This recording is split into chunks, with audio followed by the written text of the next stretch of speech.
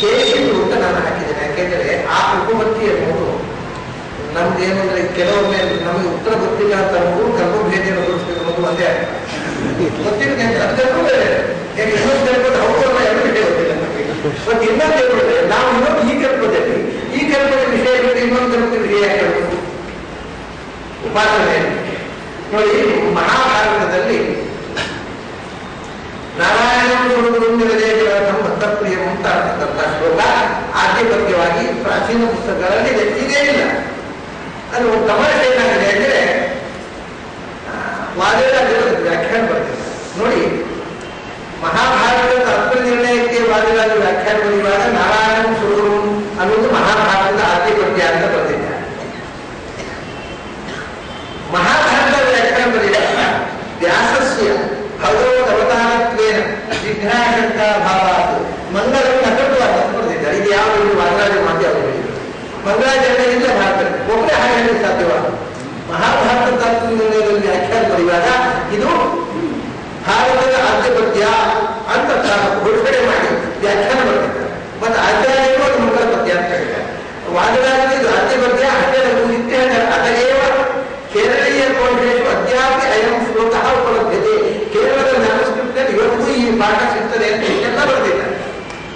ಅದೇ ಮಹಾಭಾರತ ವ್ಯಾಖ್ಯಾನ ಬರೆಯುವಾಗ ಮಂಗಳ ಪದ್ಯ ನಕಂತವಾದ ಮಂಗಳಾಚರಣೆ ಮಾಡಲೇ ಇಲ್ಲ. ನಾರಾಯಣ ಹೇಳುವುದು ಭಾರತದ ಶ್ಲೋಕವೇ. ವಾದಿರಾಜರು ಈ ತರ ಹೇಳುವುದು ಸಾಧ್ಯವ? ವಾದಿರಾಜಲ್ಲ, ಯಾವುದೇ ಒಬ್ಬ ಗ್ರಂಥಕ ವಾದಿರಾಜ ಬಿಡಿ ಒಬ್ಬ ಆಚರಣೆ ಯಾವುದು ಎರಡು ಗ್ರಂಥಗಳಲ್ಲಿ ಈಗ ಸೆಲ್ಫ್ ಕಾನ್ಫಿಡೆಂಟರಿ ಸ್ಟೇಟ್ಮೆಂಟ್ ಸಾಧ್ಯ ಇಲ್ಲ. ನಾನು ಚಿಕ್ಕವಳಿದ್ದಾಗ, ಈಗ ನಾನು ಯಾರು ಕೇಳೋದು ಯಾಕಂದ್ರೆ ಗೊತ್ತಿದೆ, ಯಾರು ಕೇಳಿದ್ರೆ ಏನು ಉತ್ತರ ಬರುತ್ತೆ ಮೊದಲೇ ಗೊತ್ತಿರೋದ್ರಿಂದ ಸುಮ್ಮನೆ ಕೇಳಿ ಸಮಯ ವ್ಯರ್ಥ ಮಾಡೋದು ಬೇಡ ಅಂತ. ನಾನು ಚಿಕ್ಕವಳಿದ್ದಾಗ ಒಬ್ಬರು ಕೇಳಿ ಇದು ಹೇಗೆ ಈ ಮುಂದಲ್ಲ ಅದು ಗರ್ಭ ಆಯ್ತಲ್ಲ, ಯಾವ ಈ ಗರ್ಭದ್ದು ಯಾವ ಹಿಂದಿನ ಗರ್ಭದ್ದು ಹೇಳಿರ್ತಾರೆ.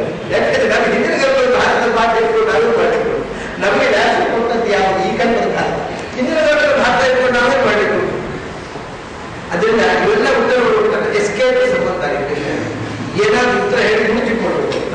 ಅದು ಉತ್ತರ ಅಲ್ಲ, ಗರ್ಭಭೇದನ ವ್ಯವಸ್ಥೆ ಅನ್ನೋದು ಅದರ ರಾಜ್ಯದಲ್ಲಿ ಹೇಳಿದ್ದಾರೆ. ಎಲ್ಲೆಲ್ಲಿ ಗರ್ಭಭೇದನ ವ್ಯವಸ್ಥೆ ಅಂತ ಹೇಳಬೇಕು, ಅದಕ್ಕೆಲ್ಲ ಮಾರ್ಗದರ್ಶನ ಕೂಡ ಮಾಡಿದ್ದಾರೆ. ಆಧಾರ ಕೊಟ್ಟು ಅದನ್ನ ಈಗ ಅಂತಹದ್ದು ಒಂದು ಸಂಗತಿ ಹೇಳ್ತೇನೆ.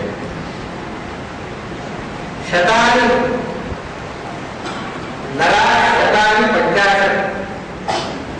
ರಾಮಚಂದ್ರ ಅವನು ಶಿವಧನುಸ್ಸ ಮುಗಿದ ವಿವಾಹ ಪಣ ಜನಕರಾಜನ ಸ್ಥಾನಕ್ಕೆ ಹೋಗಿ ಹಿಚ್ಚಲೆಗೆ ಹೋಗಿ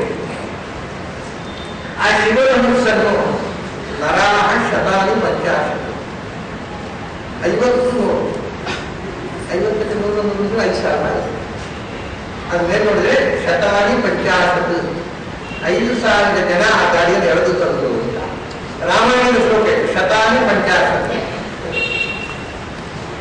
ತಮಾಷೆ ಏನಂದ್ರೆ ನಿಮಗೆ ನಾರದೀಯ ಪುರಾಣ,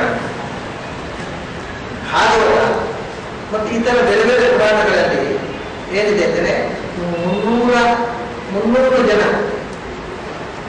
ತ್ರಿಶತಂ ನರಾಣಾಂ ತ್ರಿಶತಂ ನರಾಣಾಂ ತ್ರಿಶತಿ ಕೆಲವರೆ 300 ಜನ ಎಳೆದುಕೊಂಡು ಬಂದರು ಅಂತೇಳಿ ವಿರೋಧ ಬಂದ.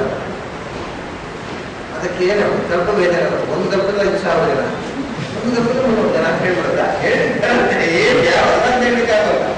ಆದರೆ ತಮಾಷೆ ಹೇಳಿದ್ರೆ 5,000 ಅಲ್ಲಿ ಉಂಟು, ಇಲ್ಲಿ 300 ಒಂದಿದೆ. ಇದು ಗರ್ಭ ಬಗ್ಗೆ ಅರ್ಥ ಮಾಡಿಕೊಡೋದಿಲ್ಲ. ಶತಾನಿ ಅಂದ್ರೆ